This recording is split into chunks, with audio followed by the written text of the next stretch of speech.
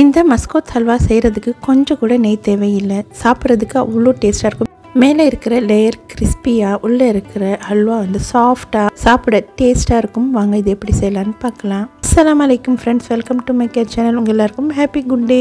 இந்த ஹல்வா செய்கிறதுக்கு நான் 1 கப் அளவு கோதுமை மாவு எடுத்திருக்கேன். கோதுமை மாவு இல்லைன்னா மைதா மாவு எது வேணாலும் எடுத்துக்கலாம். சப்பாத்தி மாவு போல் தண்ணி சேர்த்து மிக்ஸ் பண்ணி வச்சுக்கோங்க. உப்பு எதுவுமே நான் சேர்க்கல.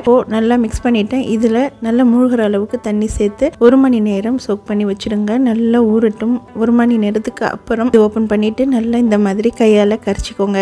இப்போ கோதுமை மாவு நல்லா கரைச்சிட்டு ஒரு ஃபில்டரால் ஃபில்டர் பண்ணிக்கோங்க. ஃபில்டர் பண்ணிட்டா இந்த மாதிரி ஸ்டிக்கியான மாவு கிடைக்கும். இந்த ஸ்டிக்கியான மாவு தேவையில்லை.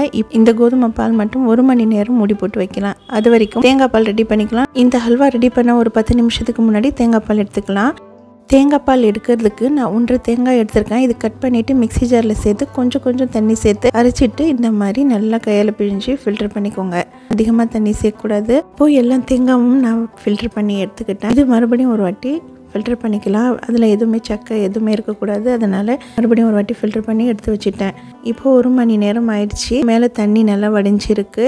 தண்ணி நல்லா வடித்து எடுத்துட்டு இப்போ எல்லாம் தண்ணியும் நல்லா வடித்து எடுத்துக்கோங்க. வடித்து எடுத்துட்டா கீழே கோதுமை பால் செட்டில் ஆகி இருக்கும். இந்த வச்சு தான் நம்ம ஹல்வா ரெடி பண்ண போகிறோம். இந்த தண்ணி தேவையில்லை.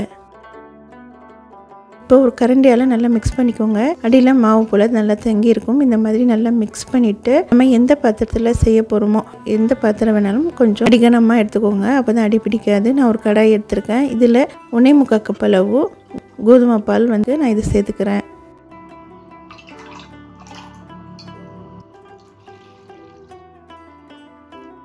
திக்கான தேங்காய் பால் 2 கப் அளவு இருக்குது. இதுவும் நான் சேர்த்துக்கிறேன்.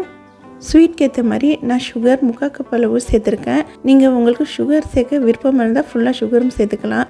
இல்லைனா நாட்டு சக்கரை சேர்க்க விருப்பம் இருந்தால் நாட்டு சக்கரை சேர்க்கலாம். நாட்டு சக்கரை 1/4 கப் அளவு சேர்த்துருக்கேன். இதெல்லாம் சேர்த்து நல்லா மிக்ஸ் பண்ணி விடுங்க. நான் கலருக்காக நாட்டு சக்கரை சேர்த்து நல்லா மிக்ஸ் பண்ணிவிட்டு கேஸ் ஆன் பண்ணிவிட்டு மாதிரி நல்லா கைவிடாமல் மிக்ஸ் பண்ணிவிட்டு வரணும். இந்த ஹல்வா செய்யும்போது தெளிக்காது.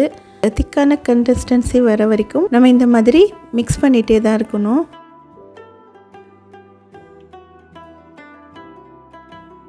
இப்போ மிக்ஸ் பண்ண நல்லா இந்த மாதிரி கெட்டியாக வந்துட்டு இருக்கு. இதில் கொஞ்சம் கூட நெய்யோ எண்ணெயோ எதுவுமே சேர்க்க தேவையில்லை. இந்த ஹல்வா செய்யும்போது ஹை ஸ்பீட் வைக்கக்கூடாது. மீடியம் ஃப்ளேமில் தான் வைக்கணும். ஹை ஸ்பீட் வச்சிங்கன்னா ஹல்வா வந்து அடிப்பிடிக்கும். இந்த மாதிரி நல்லா மிக்ஸ் பண்ண நல்லா திக்காகி வரும். இதில் கொஞ்சம் கூட நெய் சேர்க்க தேவையில்லை. கைவிடாமல் மிக்ஸ் பண்ணணும். நல்லா கைவிடாமல் மிக்ஸ் பண்ணிகிட்டே இருக்கும்போது திக்கான கன்சிஸ்டன்சி வரும். இந்த ஸ்டேஜில் வந்து கட் பண்ணின முந்திரி சேர்த்துக்கலாம். சேர்த்து நல்லா மிக்ஸ் பண்ணிகிட்டே வாங்க. இந்த ஸ்டேஜ் வந்த அப்புறம் கேஸ் நல்லா லோ பண்ணிவிட்டு அப்பப்போ வந்து மிக்ஸ் பண்ணி விட்டாலே போதும். மிக்ஸ் பண்ண இந்த கன்சிஸ்டன்சி வந்துடும். நல்லா மிக்ஸ் பண்ணணும். இன்னும் மிக்ஸ் பண்ணிவிட்டு கடையில் ஒட்டாத அளவுக்கு வரும். கடையில் ஒட்டாத அளவுக்கு வந்துச்சுன்னா ஹல்வா ரெடி ஆகிடும். இப்போது எனக்கு கரெக்டான பதத்துக்கு வந்துடுச்சு. நான் ஆயிலோ எண்ணெயோ எதுவுமே சேர்க்கலை. தேங்காய் பாலில் இருக்கிற ஆயிலே ஸ்டிக்கியாக ஷைனியாக ஆக்கிடுச்சு.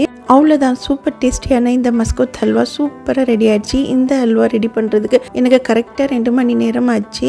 ஹல்வா ஒரு பிளேட்டுக்கு மாற்றிட்டு நல்லா ஆறின அப்புறம் 2 மணி நேரத்துக்கு அப்புறம் கட் பண்ணி இது சாப்பிடுங்க. மேலே கிறிஸ்பியாக உள்ள சாஃப்டாக அவ்வளோ டேஸ்ட்டாக இருக்கும். வீடியோ பிடிச்சிருந்தா மறக்காமல் நம்ம சேனலை சப்ஸ்கிரைப் பண்ணி சப்போர்ட் பண்ணுங்கள். வீடியோ பார்த்துட்டு லைக் பண்ணுங்கள், ஷேர் பண்ணுங்கள், கமெண்ட் பண்ணுங்கள். தேங்க்யூ ஃபார் வாட்சிங்.